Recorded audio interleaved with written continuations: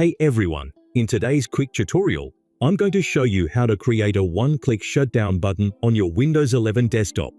This method will allow you to shut down your PC instantly with just a single click. Ready to make your life easier? Let's get started.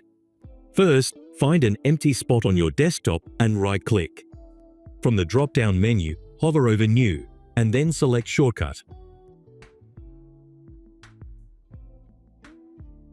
A new window will pop up asking for the location of the item. Here, type the following command.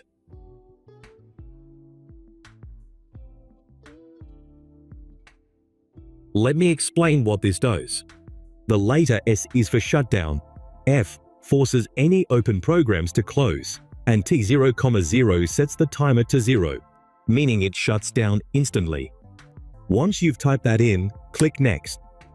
Now it's time to name your shortcut.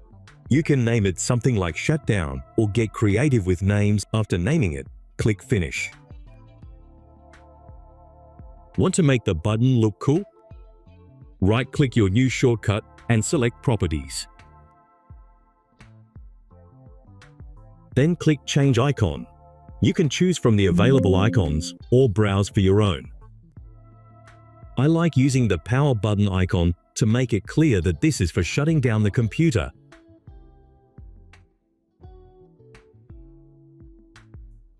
Finally, drag and drop this shutdown button to wherever you want it on your desktop, taskbar, or even in your Start menu for super fast access. Now single-click to shut down the computer.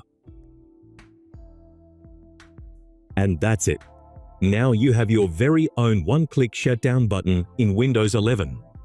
If you found this tutorial helpful, be sure to give this video a thumbs up and subscribe for more tech tips and tricks like this one. Thanks for watching, and I'll see you in the next video.